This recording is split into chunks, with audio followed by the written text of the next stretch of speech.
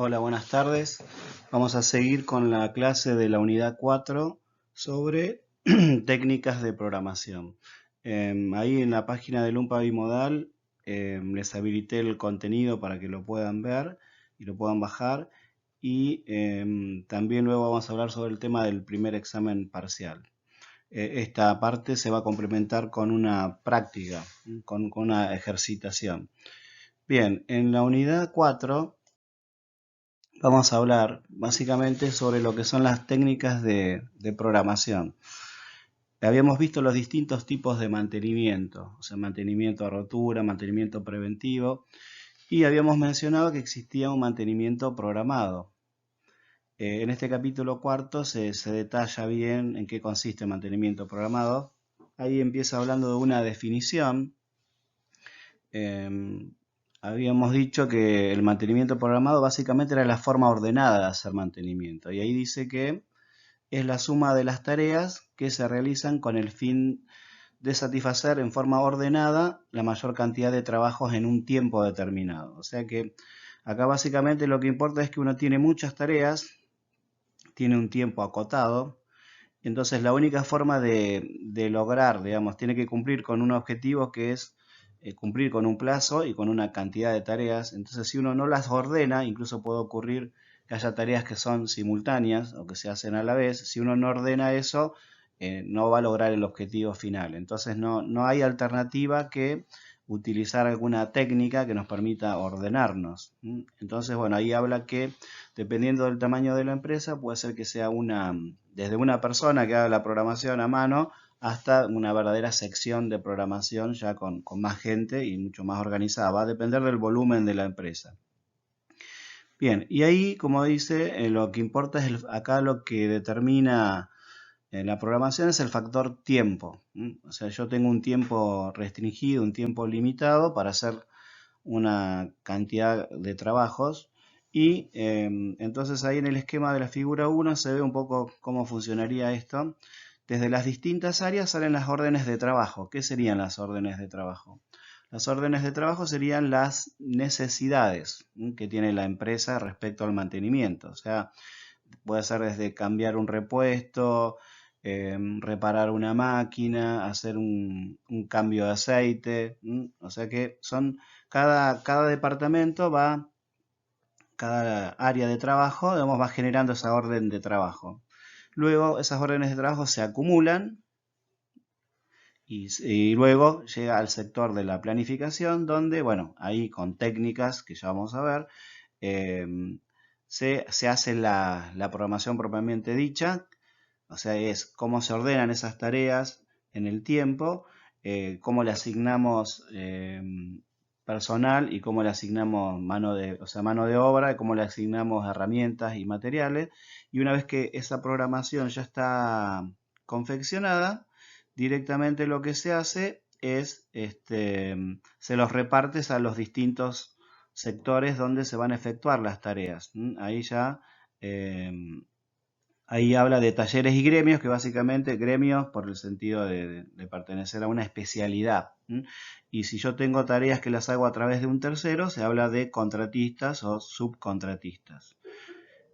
A partir de ahí, una vez que se reparten estas tareas con los medios, o sea, con las personas y los medios materiales, herramientas, repuestos, se presta el servicio, o sea, se hace la tarea propiamente dicha y una vez que se confecciona cada servicio, directamente a su vez se genera un nuevo informe, ¿no? Se genera un informe de si se hizo la tarea o no en el tiempo previsto, si se pudo completar, si el trabajo fue parcial o no, y esos informes vuelven a las áreas que fue desde donde comenzó este ciclo y como verán es un ciclo que se retroalimenta, porque puede ocurrir que de esos informes surjan que hay tareas que no se completaron. Entonces, bueno, en la nueva programación que voy a seguir después,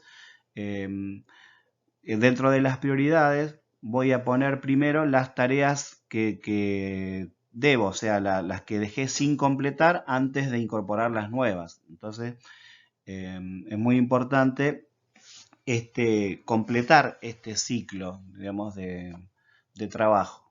Es muy importante ver cómo es el orden. Bien.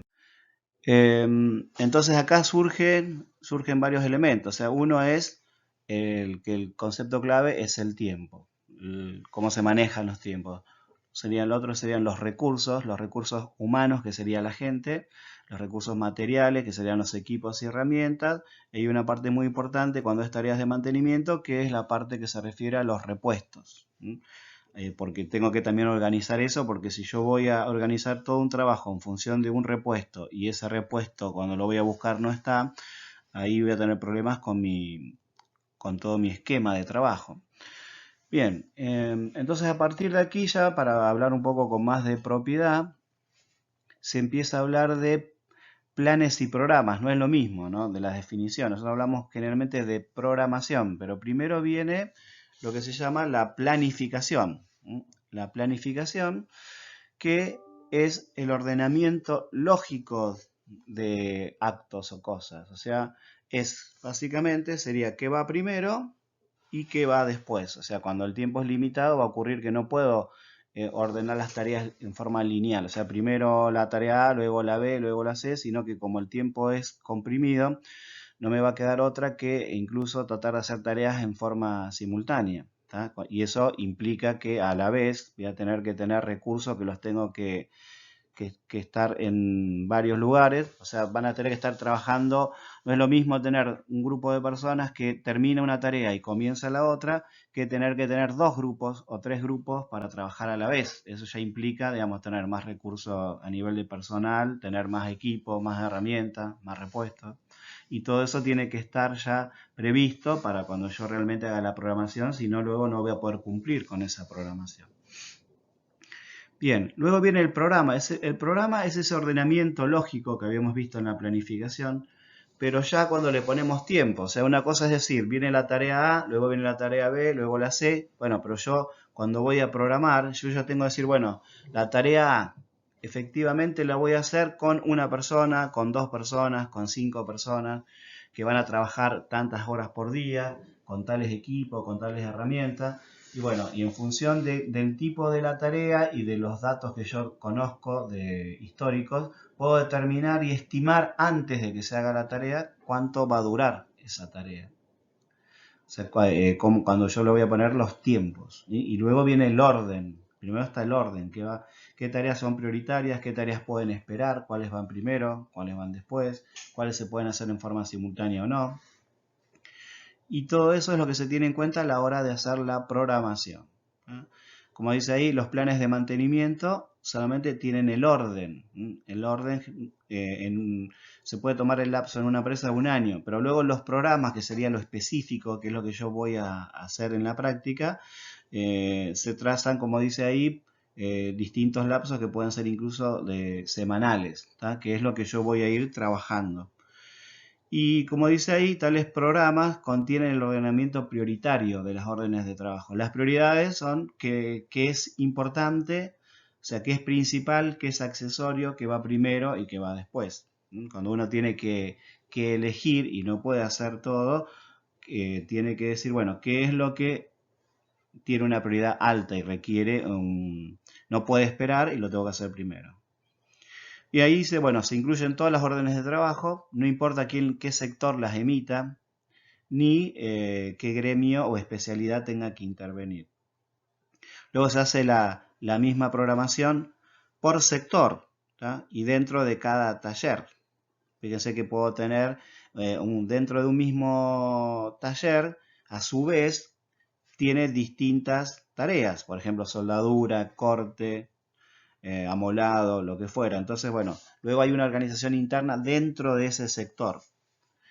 Y también el plan de trabajo se puede originar, se puede tener por quién origina la orden de trabajo, o sea, por quién pide la orden de trabajo.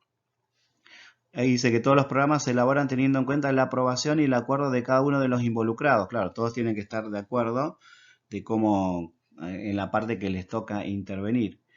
Y obviamente que cuando uno programa tiene que tener en cuenta lo que dije anteriormente, que tengo que disponer tanto de estos equipos, de las herramientas, de la mano de obra, de los repuestos, para cuando yo haga una programación sea lo más real posible y esta programación luego yo la pueda llevar a la práctica. Bien, y como habíamos visto, una vez que el programa ya está confeccionado, se envía a cada una de las secciones que son las que van a efectivamente hacer las tareas, las que van a cumplimentar las tareas en cada uno de los sectores. Bien, acá luego explica cómo se va a hacer esta programación periódica. O sea, tiene un orden lógico que cuando uno está en algún sector de trabajo, tiene una serie de pasos que llevar a cabo, y esto lo va a hacer la persona que está a cargo de la programación, que puede ser un técnico generalmente. Y ahí dice cómo se deben ir ordenando los trabajos desde una forma primaria hasta un ordenamiento de detalle. O sea, vamos de lo general a lo particular. El primer paso es el ordenamiento por prioridad, como vimos hoy. O sea, la prioridad se refiere a qué va primero y qué va después. En este paso dice, se ordenan las órdenes de trabajo. Primero se ordenan en remanentes, que serían las que adeudamos de la programación anterior, y las nuevas. O sea, antes de programar las nuevas tareas, deberíamos completar las que debemos de alguna programación anterior que no la pudimos terminar. Y dentro de las nuevas tareas también hay un orden, porque no todas tienen el mismo grado, digamos, de prioridad. Entonces, a su vez, luego hay que volver a ordenar. Después vamos a ver algún método de cómo uno determina, por alguna metodología, qué tareas van primero y cuáles van después. Bien, eso es lo primero que hay que hacer. En el segundo paso es el ordenamiento por taller o gremio. Taller, acá le llama taller como si fuera una especie de galpón o nave industrial, donde generalmente uno agrupa por tipo de tareas. Este es el taller eléctrico, el taller mecánico. O gremio. También cuando le hablan de gremio, el gremio acá va en el sentido de especialidad. O sea, esto ustedes conocen gremios tipo Luz y Fuerza. O sea, que uno asocia a un gremio con un tipo de tarea o un tipo de trabajo. A eso se refiere cuando habla de gremio. O sea que uno también podría ordenar por las tareas que voy a programar para el taller mecánico, el taller eléctrico. En ese sentido. O sea, puedo ordenar las tareas por la especialidad. O sea, todos los trabajos eléctricos van por un lado, los electromecánicos, los hidráulicos, los neumáticos. Bien. El tercer paso es dice programa de pasos de proceso. Eso es cuando yo tengo que hacer alguna tarea que a su vez implique dentro de incluso de un mismo taller varios pasos. Fíjense ahí, por ejemplo, que dentro de un taller yo tengo que fabricar una pieza. Y entonces, bueno, quizás tenga que cortar la pieza, tornearla, fresarla. Entonces, bueno, para construir esa pieza, la sección programación genera lo que se llama una hoja de ruta. La hoja de ruta sería dentro de un mismo taller, si tiene que hacer 5 o 6 pasos o lo que fuera, cuál es el orden de esos pasos para luego, dentro del mismo taller, ir cumplimentando cada uno de los pasos y en esa hoja de ruta uno va marcando, digamos, que se hicieron cada una de las tareas que estaban previstas para, por ejemplo, construir esa pieza. Bien, y acá dice, la suma de las hojas de ruta da como resultado la carga de trabajo cuando, por ejemplo, son máquinas, herramientas. Bien, la programación de los trabajos, dice acá, constituye un sistema complejo, como verán. O sea, uno tiene que respetar esta serie de pasos y tiene algunas características que hay que tener en cuenta, que, por ejemplo, dice estar atendido por personal calificado. ¿A qué se refiere eso? Personal calificado porque si hablamos de tareas eléctricas, tareas mecánicas, tareas hidráulicas, tareas de torneado, de cortado, de uso de herramientas mecánicas o herramientas, debo tener la gente calificada que sepa usar esos equipos. Tengo que tener un sistema administrativo que funcione para sostener todo este complejo. los programas deben hacerse sobre la base de datos ciertos. O sea, esto, cuando yo voy a hacer las prioridades, tengo que tener claro qué orden de trabajo, qué va primero, qué va después, en ese sentido. Cuando yo ordeno las tareas, ese orden lógico tiene que ser el correcto, porque si no después a la hora de practicarlo voy a tener problemas. La documentación técnica actualizada, o sea, esto, tener los manuales de mantenimiento. Si yo voy a comprar los repuestos de un equipo, tengo que tener claro que esos repuestos si son los adecuados, porque muchas veces dentro de un mismo equipo, eh, dependiendo de qué versión de ese equipo es, yo puedo tener un equipo y puedo tener distintas variantes de ese equipo. De acuerdo a la variante, muchas veces el repuesto no es el mismo, entonces yo tengo que tener actualizada la información técnica para no equivocarme. Esto es como un vehículo, o sea, no es lo mismo un vehículo año 80, el mismo modelo año 85 y año 90. Entonces, a medida que el modelo va cambiando, los repuestos, algunos sirven y algunos no. Entonces tengo que tener claro técnicamente si eso cómo funciona. Luego habla de la real existencia de materiales repuestos. O sea, esto, si yo a la hora de programar una tarea digo que voy a contar con determinados materiales, por ejemplo, combustible, aceite, lubricante y repuestos, filtros o lo que sea, todo está programado en función de que a la hora de que yo vaya a hacer la tarea, esos materiales y esos repuestos estén.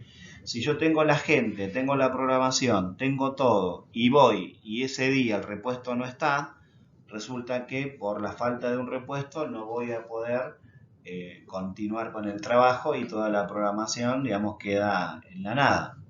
Entonces es muy importante verificar esa existencia de materiales de repuesto y bueno, de mano de obra también. Si yo cuento con que voy a tener una determinada cantidad de gente, tengo que ver que esa gente realmente esté. Como dice ahí, disponibilidad de equipos, de mano de obra. Bien. Luego dice en el punto cuarto, los medios de comunicación. Bueno, obviamente que acá la comunicación siempre es importante, pero cuando uno está programando en un sistema un poco más complejo, obviamente que no tengo que tener errores de comunicación.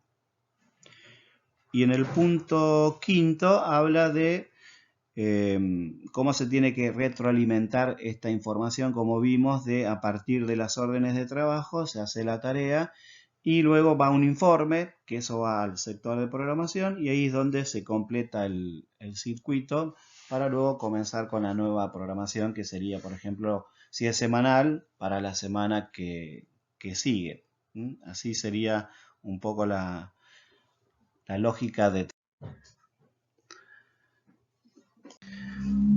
Bueno, continuando con el punto 6, habíamos dicho que los costos se deben tener en cuenta para siempre minimizar los costos del sector. Y en el punto 7, bueno, debo verificar que se cumplan las metas del sector de mantenimiento, como habíamos visto. Bien, esos serían los pasos generales que debo tener en cuenta a la hora de... Son generales de programar. Y luego esto, ¿cómo se lleva a cabo? Bien, esto se lleva a cabo con distintas herramientas de programación que ustedes por ahí quizás hayan visto alguna en Organización Industrial 1. Hay varias técnicas, algunas simples, algunas mucho más complejas. Nosotros vamos a ver algunas nociones. La idea no es que ustedes se dediquen a programar, sino que ustedes, por ejemplo, si les toca hacer la parte de seguridad, sepan leer una programación, o sea, sepan cómo se interpreta y tener algunas nociones para cuando uno tiene un plan de mantenimiento, luego le incorpora la parte de seguridad. Entonces es importante tener algunas nociones de cómo se hace un plan y una programación para, si ustedes tienen que leerla, cómo se interpreta y cómo a partir de entender cómo funciona esa programación, bueno, uno verá cómo va a organizar la parte de seguridad e higiene, que uno tiene que ver, digamos, en cada una de esas etapas de la implementación.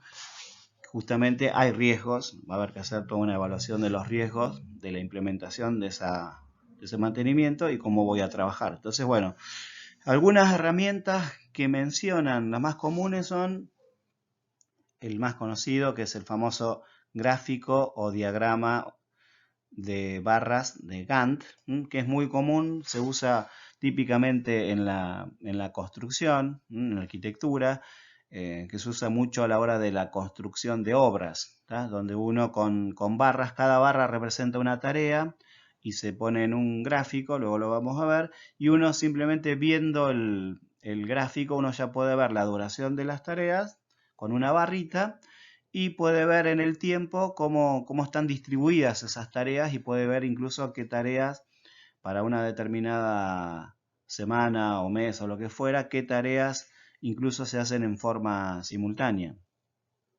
Ese es el más sencillo, digamos. Y luego viene uno que es un poco más elaborado, que por ahí lo deben haber visto o escuchado, que es el famoso camino crítico o diagrama de Part.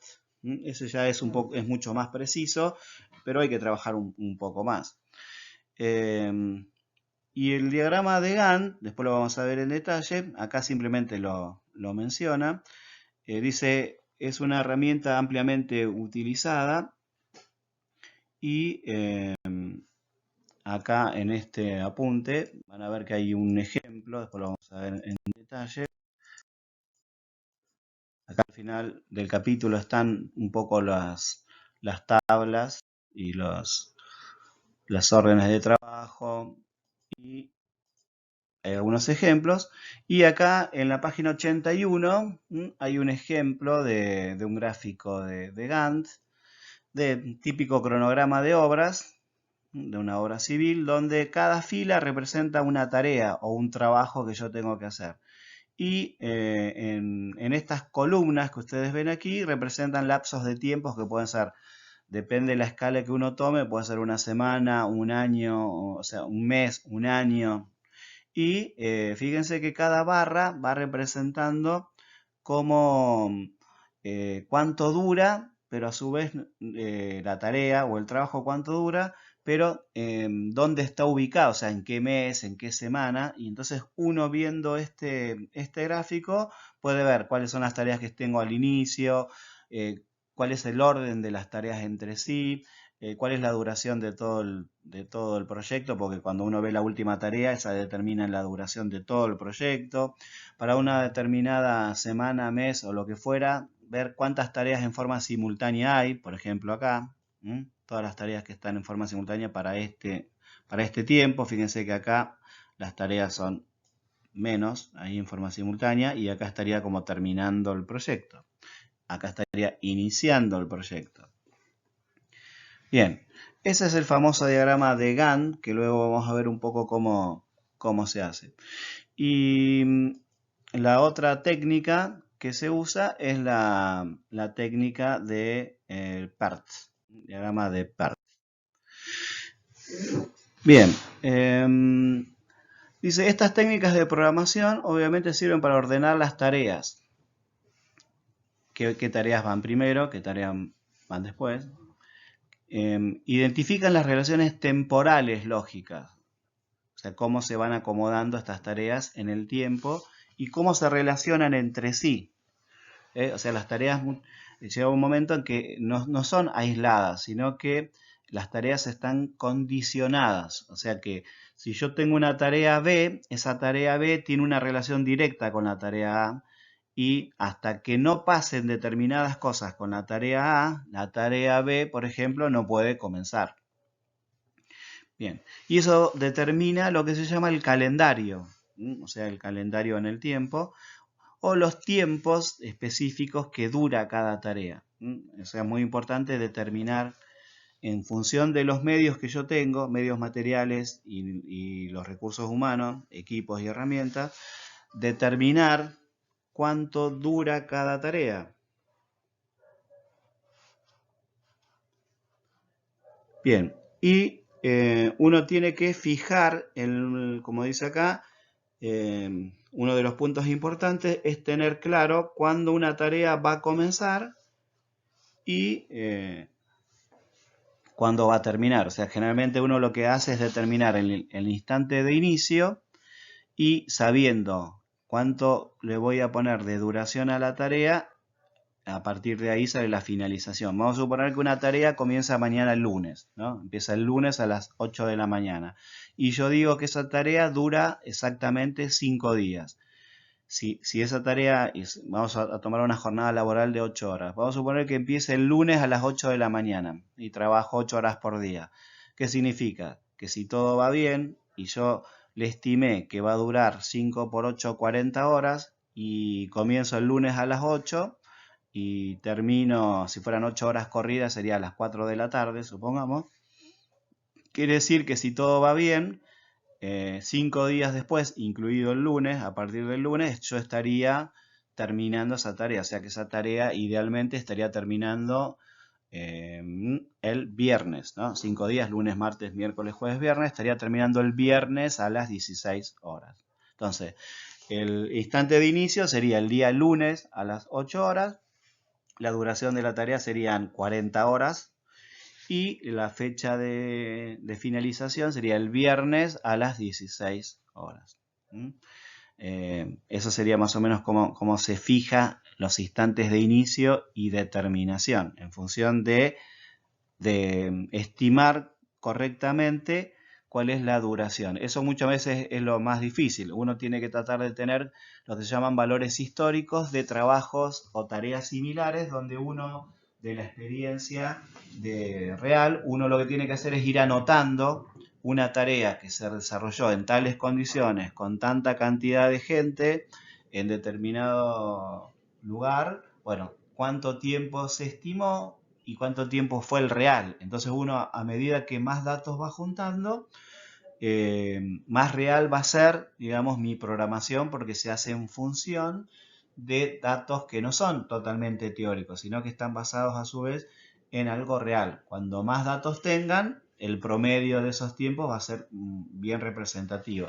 Así es como se trabaja con las obras de construcción, hospitales, rutas, grandes obras, donde las constructoras han hecho varios trabajos similares. Entonces lo que van haciendo es van anotando todas las tareas que tienen, las van, digamos, cronometrando o van anotando, y entonces en función de eso van ajustando cada vez sus tiempos reales. Entonces cuando tengan que programar una nueva obra o tengan que hacer un presupuesto para concursar, lo hacen en función de números que son cada vez más reales, ¿tá? Entonces saben cuánto realmente pueden tardar. Bien, y ahí dice que algunas tareas tienen holgura y algunas son críticas. ¿A qué se refiere con holgura? Holgura es cuando uno tiene, por ejemplo, dice yo tengo una ropa holgada. ¿Qué significa? Que la ropa me queda grande. La holgura es, digamos, en una tarea sería el margen que yo tengo para terminar una tarea. O sea, yo, por ejemplo, eso es para cuando yo hago una programación que sea realista, si es muy teórica la programación, lo más probable es que cualquier problema que yo tenga va a hacer que automáticamente yo no llegue. Entonces, cuando yo programo, tengo que tener en cuenta que ese tiempo real tiene que incluir algún imprevisto, algún tiempo perdido, pero si yo a su vez le pongo excesos de tiempos perdidos, también, digamos, no, va a llegar un momento que si le pongo demasiado tiempo perdido, tampoco va a ser, a la hora de competir, digamos, no me va a servir porque deja de ser preciso, y si yo me quiero asegurar de más, le voy a poner demasiado tiempo. Entonces, bueno, la holgura tiene que ser algo real. Entonces, ¿qué sería la holgura? Yo tardo, no sé, por decir algo, esa tarea de 5 días, capaz que yo la hacía en 4 días, el tiempo teórico era 4 días y medio, entonces yo le incluyo cualquier imprevisto, le incluyo 4 horas más, entonces yo digo, no, yo esta tarea la voy a hacer en realidad en 5 días, porque una cosa es la teoría y la práctica es otra, entonces siempre le voy a ajustar con un pequeño margen de error, que lo tomo a mi favor para tenerlo en cuenta de cualquier cosa que ocurra. Aparte estamos hablando de trabajos que están hechos por personas, no por robots. Entonces, bueno, siempre hay ahí un pequeño margen de error. Y eso sería la holgura. Yo cuando programo generalmente tengo que tener alguna holgura, porque cualquier, si no, inconveniente que yo tenga va a ser que que realmente no cumpla, cuando yo hago una programación y le pongo un tiempo y a su vez esa tarea luego va enganchada con una que sigue después, si yo ya la primera arranco mal y me atraso, ¿qué hace? Va a hacer que todas las tareas posteriores empiecen a correr. Si yo, por ejemplo, esa tarea que terminaba el viernes, termino el sábado y había otra tarea que comenzaba, esa, la que seguía luego, que originalmente iba a empezar el sábado, si la primera tarea, en vez de terminar el viernes, termino el sábado, la segunda tarea, que originalmente iba a empezar el sábado, vamos a suponer que el domingo no trabajen, voy a estar comenzando el lunes, entonces ya perdí un día, en vez de comenzar la tarea B el sábado, va a estar comenzando el lunes, entonces ya ahí ya tengo, digamos, un atraso de un día. Imagínense, si esto fueran varias tareas, directamente se me atrasa toda la programación, con lo cual en el conjunto lo que va a ocurrir es que se corre la fecha de finalización de todo el conjunto de tareas. Bien, ¿y cuáles son las tareas que acá se denominan críticas? Las tareas críticas son las tareas que no tienen holgura o margen. Cuando yo las programo, ¿qué significa? Que si esa tarea yo la programé para tantos días y yo me atraso, esa tarea va a hacer que se corra el resto. O sea, no hay margen, significa.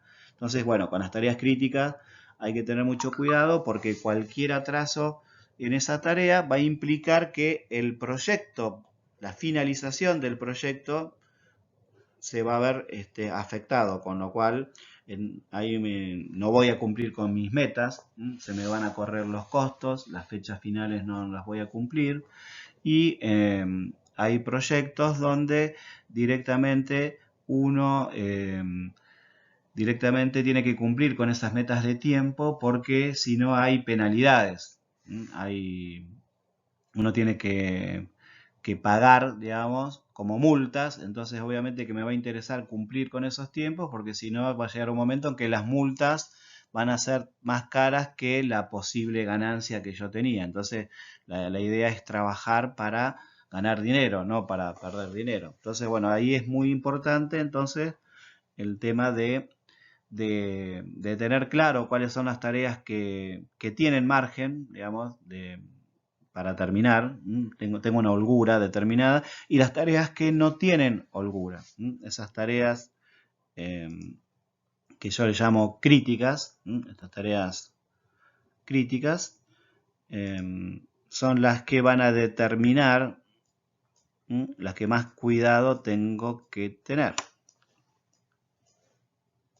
Bien, con respecto al diagrama de Gantt, ¿qué dijimos? El diagrama de Gantt dice es una representación gráfica, o sea que es digamos, tiene dos ejes, tiene un eje horizontal, un eje vertical y se disponen las tareas del proyecto en forma horizontal y en forma de barras. Por eso se le llama también el diagrama de Gantt o diagrama de barras. Dice el diagrama de Gantt tiene fechas de comienzo y fechas de finalización y la duración estimada. Estas planificaciones y programaciones se hacen antes de concretar las tareas, con lo cual esto es como que uno tiene que estimar antes de llevarlo a la práctica. O sea que cuando mejor esté la estimación, más se ajustará este diagrama a la realidad. Lo que va a valer siempre es lo que yo voy a hacer luego. Entonces, bueno, cuando mejor esté la programación, menos problemas tendré luego. En este diagrama dice no aparecen dependencias. ¿Qué significan las dependencias? Las dependencias, dice, la dependencia es qué tarea depende de cuál. O sea, que cuál tarea tiene una influencia sobre la otra. Igual eso de alguna forma se puede ver en el gráfico. ¿Qué ventajas tiene? Que los diagramas de Gantt son muy fáciles de hacer y muy fáciles de leer. La gran ventaja del diagrama de Gantt, como dice, no muestra las relaciones de tareas, con algunos software sí. O sea, la relación sería esa tarea con cuál tiene una vinculación directa. O sea, yo tengo una tarea A, una B, una C. quizás la tarea B no tiene relación con la A, pero la C sí. Entonces significa que ahí hay una, digamos, hay una relación que implica que si A está relacionada con C, tengo que cumplir bien A porque si no voy a tener problemas con C. En cambio, la tarea B no tiene relación con A, entonces, bueno, que haya algún problema con la tarea A no va a implicar que me afecte la tarea B, en ese sentido. Bien, ¿cómo se dibuja el diagrama de Gantt? Se dibujan dos ejes, el eje horizontal y el eje vertical. En el eje horizontal va el tiempo y en el eje vertical van las tareas. Se escriben los nombres de las tareas o con un código y tengo que dibujar, dice, los bloques de las tareas que no tienen predecesoras. ¿A qué se refiere eso? Se refiere a las tareas que son las primeras, o sea, la tarea 1. Que la predecesora serían las tareas que están antes, que la precede. Cuando ustedes tienen la tarea 1, no tiene tarea predecesora porque es la que arranca el proyecto. Bueno, luego se dibujan los bloques de las tareas que dependen de esa tarea y se va haciendo la secuencia. Y ahí, bueno, se tiene en cuenta lo que se llama la dependencia. Cuando una tarea está vinculada a otra tarea,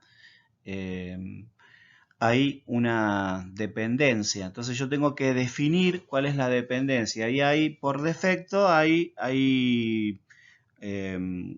cuatro tareas que son las tipos de dependencia que son las clásicas que uno puede tener a la hora de hacer un diagrama de Gantt. Bien, la primera es fin-inicio. ¿Qué significa eso? Que es que relaciona el final de la tarea predecesora, o sea, de la antes, de la tarea que está antes. Vamos a suponer que yo tengo la tarea A, que es la predecesora, la original. Y luego tengo una tarea que sigue, que es la B. ¿Qué significa? Que cuando yo tengo una dependencia fin-inicio, significa que el inicio de la tarea B está condicionado por el fin de la tarea A. ¿Qué significa? Que hasta que la tarea A no culmine, la tarea B no puede dar inicio. ¿Y por qué es importante esta dependencia? Y porque lo que les dije anteriormente, si yo quiero comenzar y tenía programado comenzar el sábado y la tarea B comenzar el sábado a la mañana y resulta que la tarea A se atrasó un día, ¿qué ocurre? La tarea B no va a poder comenzar el sábado a la mañana, sino que va a tener que esperar que culmine A y ahí recién comenzar B. O sea que digamos, la falta de eficiencia en culminar la tarea A va a implicar que la tarea B ya se retrase de entrada. Fíjense qué importante que es este tema de la dependencia. La dependencia fin-fin es al revés, es cuando dos tareas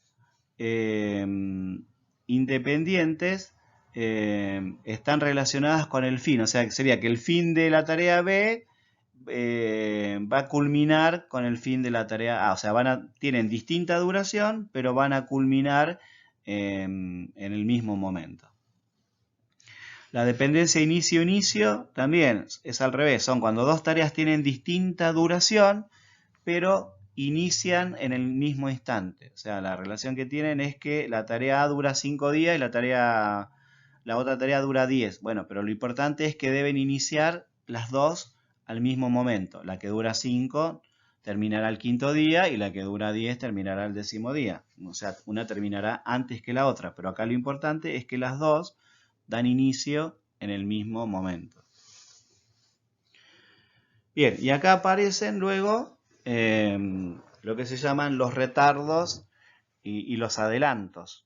¿Qué ocurre? Esto es como uno programa. Y luego viene lo real. O sea, hay que cotejarlo con lo real. Y uno tiene que ir corrigiendo sobre la marcha. Y ahí aparece si uno va respecto a la programación original, va adelantado o va atrasado. Bien, los retardos se representan desplazando la tarea hacia la derecha y hacia la izquierda, ahí lo vamos a ver luego. Ahí tienen en la forma gráfica una relación fin-inicio. Fíjense que el fin, que sería esto, de la tarea A, implica que el inicio de la tarea B, no sé si lo ven ahí en vertical, hasta que no termine esta tarea, este sería el inicio, este sería el fin. Cuando el fin de aquí, este sería el inicio y este sería el final de la tarea A. Esta sería la tarea B y este sería el inicio de la tarea B y este sería el final de la tarea B. Entonces, ¿qué ocurre? Que el final de la tarea A coincide con el inicio de la tarea B. Ahí. Eso es lo que ocurre. Bien, esa es la más típica. Luego puede ocurrir que tenga un adelanto o un atraso. O sea, que yo corra esto, que diga, no sé, la tarea B arranca 2 días después de la finalización de la tarea A, o al revés. Eso sería un atraso. Y un adelanto, yo podría decir que el inicio de la tarea B es un día antes que termine la tarea A. O sea, yo puedo darles lo que se llaman adelantos o atrasos. Fin es, como lo ven aquí, es cuando la tarea A y B tienen distinta duración, pero su fecha de finalización es la misma, o sea, terminan a la vez. Inicio es al revés, tienen distinta duración y están comenzando exactamente de forma simultánea. Y luego aquí aparece lo que dijimos, los retardos se los toman como algo por convención positivos. Y, o sea, hay retardos positivos y retardos negativos. Los retardos esto sería un retardo, ¿no? Un atraso. En cambio, un retardo negativo es lo que se consideraría un adelanto. O sea, cuando esta tarea, por ejemplo, que está aquí, esta tarea que está acá, que la ven ahí, por ejemplo, fuera esta tarea. ¿Tá? Entonces aquí lo que estaría ocurriendo es que esta tarea estaría comenzando aquí. O sea, estaría comenzando antes de la finalización de la primera tarea, con lo cual significa que es un adelanto, porque no necesita esperar que la tarea anterior termine, sino que puede comenzar antes de la finalización, con lo cual significa que es un adelanto porque yo estoy ganando este lapso de tiempo que queda aquí, que queda acá, es como que yo estoy ganando tiempo, o sea, no tengo que esperar que la tarea termine, sino que ya antes que termine es como una especie de carrera de relevos, ¿vieron? En el atletismo, que tienen como una zona de transición donde le pasa el testigo. Bueno, acá más o menos lo mismo.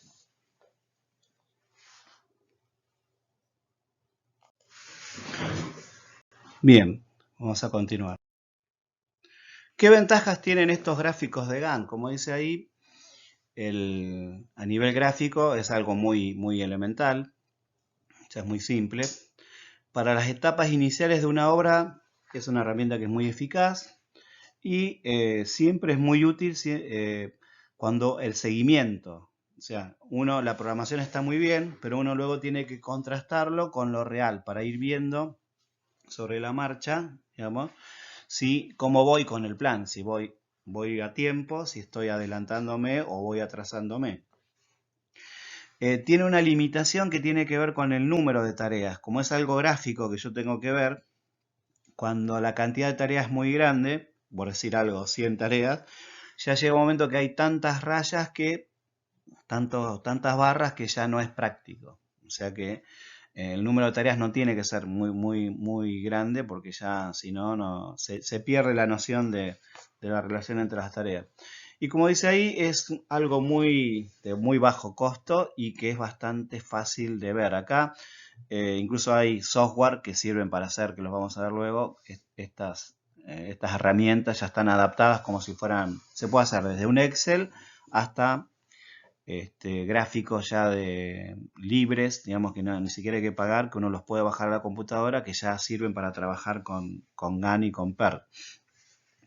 Van a ver que es bastante sencillo dentro de todo. Lo que es difícil con estos software, obviamente, es saber justamente de la práctica cuál es la duración de la tarea, en qué momento deben iniciar y la relación que tienen entre las distintas tareas.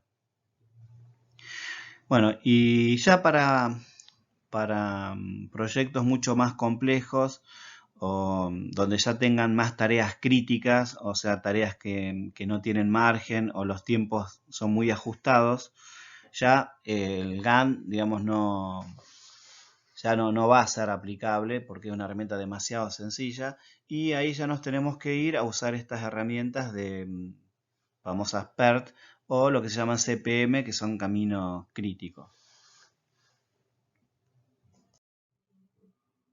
Bien, el PER, como dice ahí, son las siglas de Program Evaluation and Review Technique, que es un programa de evaluación y revisión técnico que viene del uso militar. Dice, se obtiene de un conocimiento preciso de la secuencia para hacer cada actividad.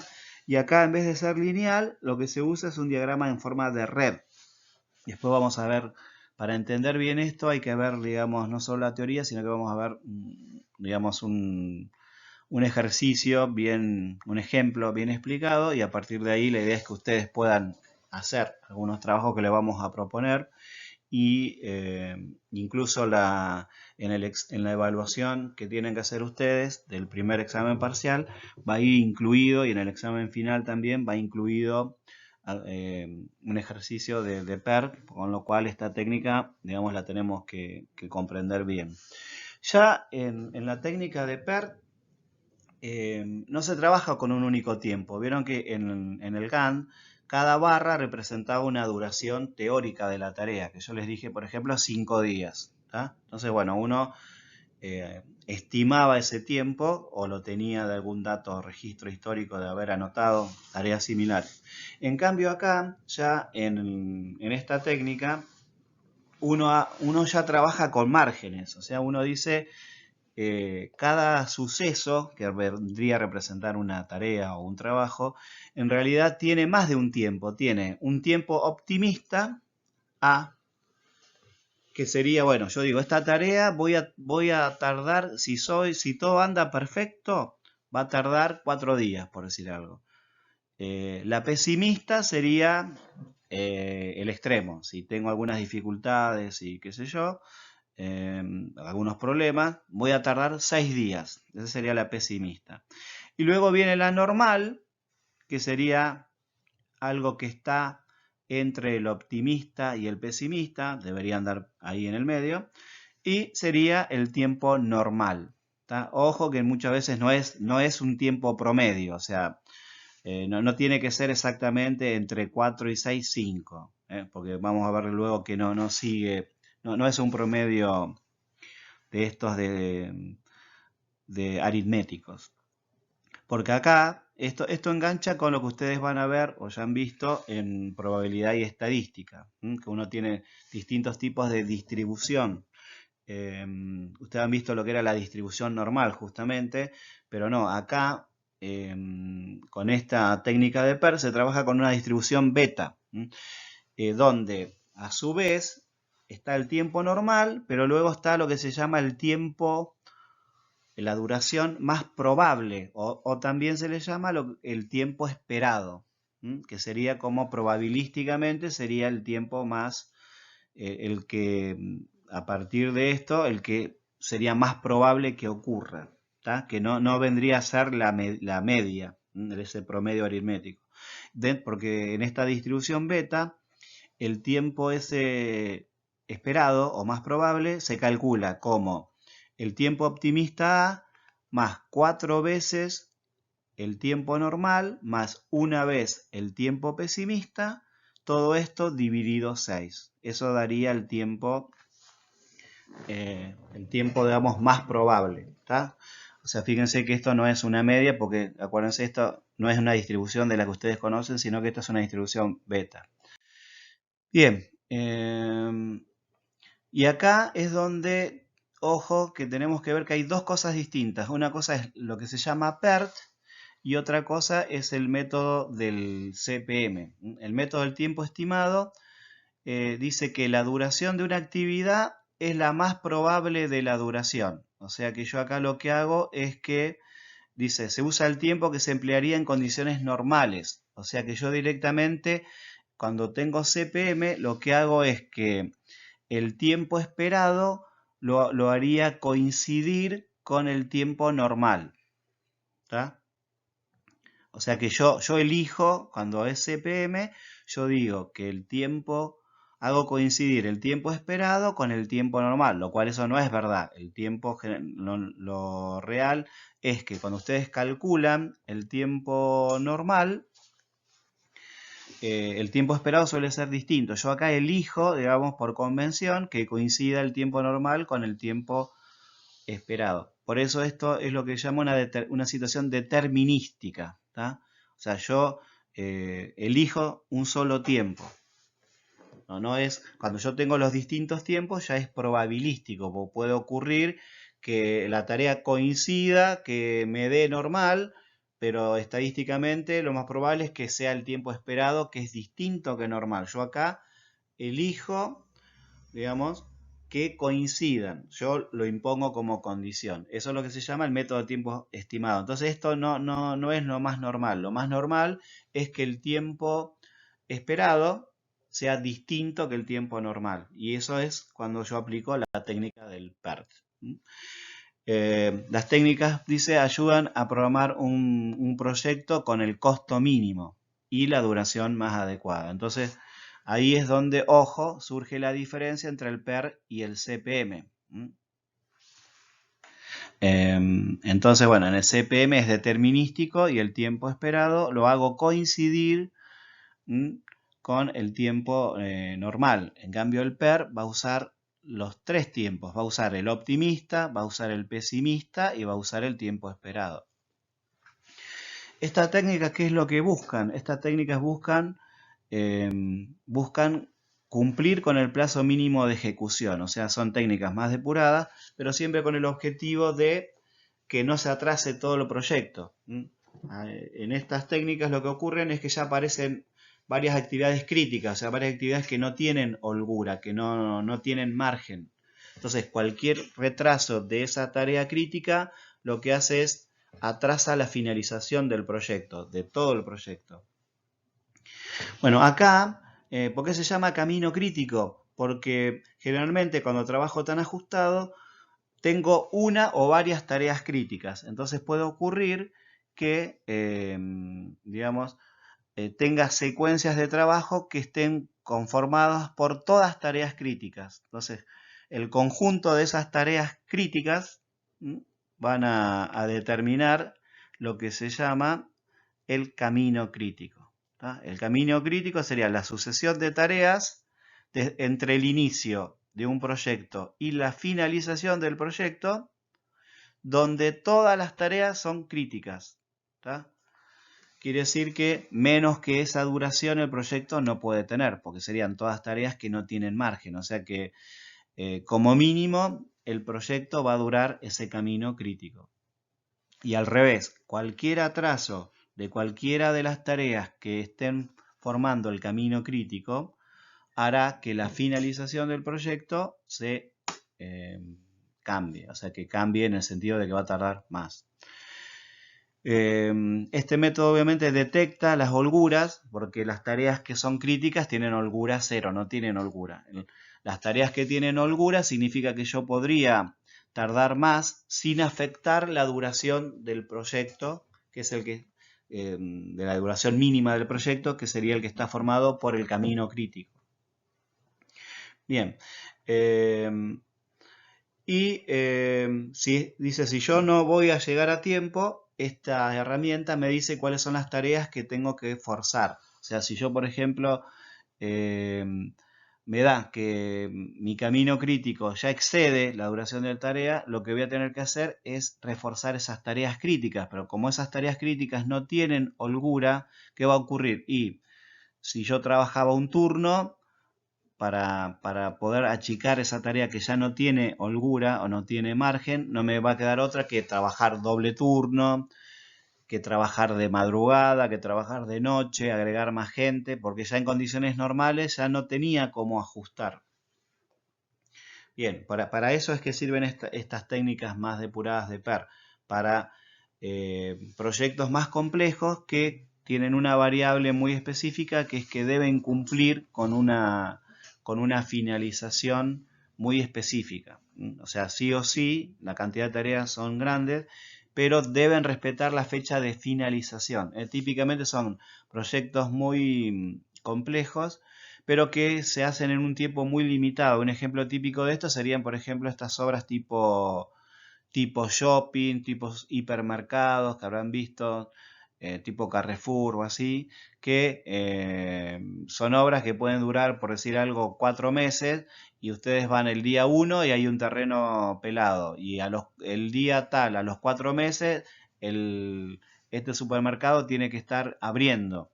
¿Tá? Entonces, ¿qué ocurre?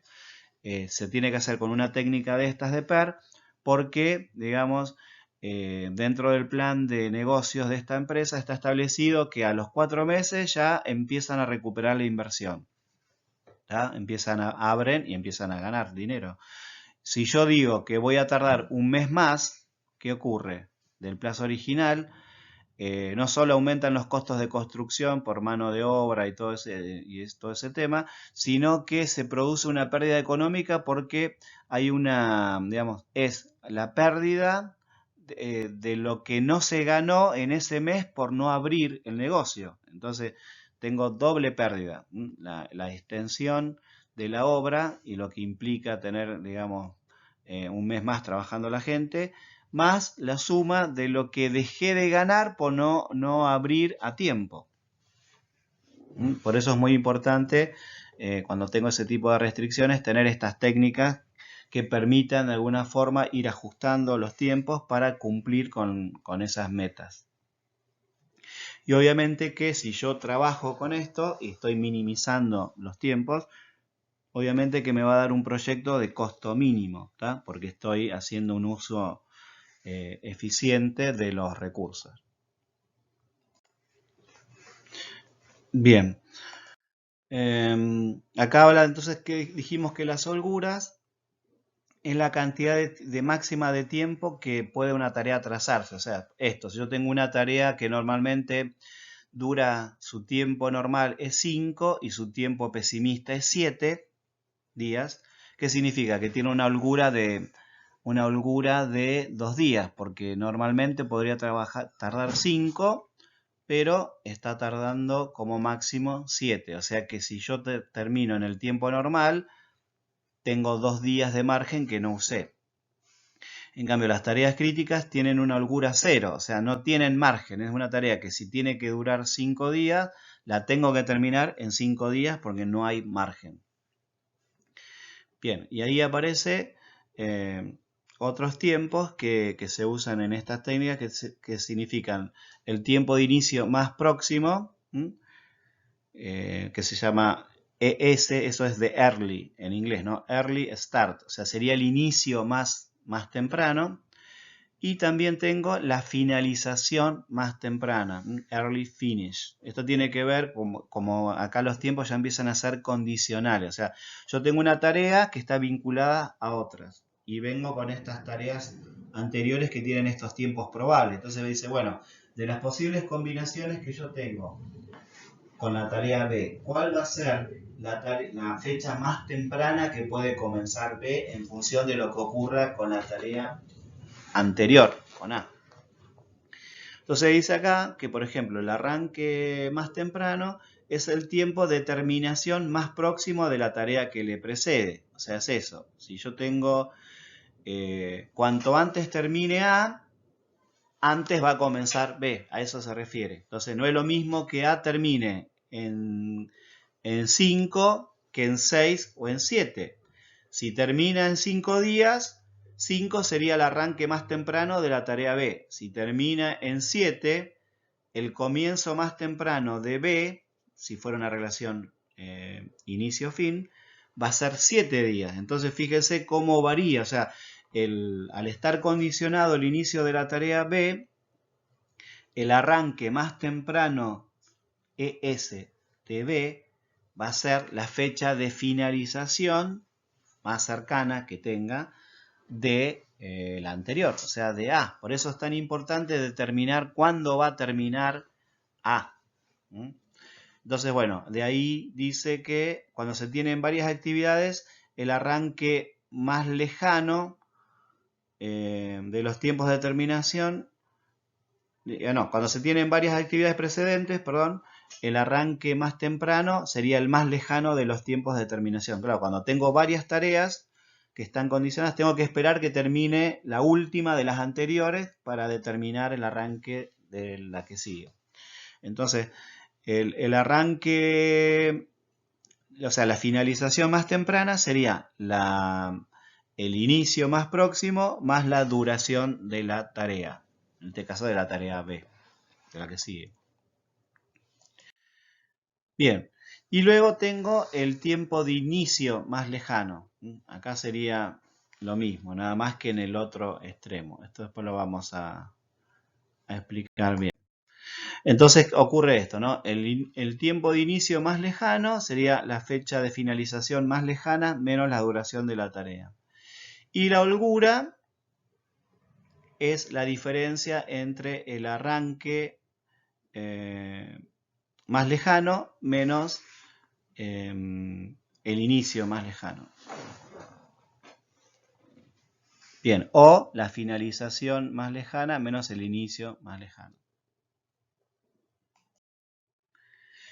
Bien, y acá tenemos estimaciones probabilísticas de tiempo. O sea, a diferencia del método determinístico del CPM, acá ya empiezan a, como cada tarea podría tener distintos tiempos, y yo no sé qué es lo que va a ocurrir de antemano, bien, ya empiezan a intervenir tiempos probabilísticos. Entonces, bueno, como son estimaciones, tengo el menor tiempo, que sería el tiempo optimista, el tiempo más probable M, y el tiempo pesimista. El tiempo de cada actividad sigue una distribución beta. La estimación del tiempo más probable es la moda de una distribución beta, es decir, el tiempo al cual le corresponde la probabilidad de ocurrencia más alta. Como habíamos visto que el tiempo esperado seguía esta fórmula. Donde A es el tiempo optimista, B es el tiempo pesimista y M la normal. Y de acá se calcula un tiempo esperado que generalmente no coincide con el tiempo normal. Y luego puedo calcular, no sé si se acuerdan de estadística, puedo calcular la varianza. La varianza en esta distribución beta, la varianza al cuadrado, se calcula como el tiempo pesimista menos el optimista dividido 6 al cuadrado. Acuérdense que la varianza es el cuadrado del desvío estándar. Quiere decir que si ustedes hacen la raíz cuadrada de este valor al cuadrado, me queda el desvío estándar.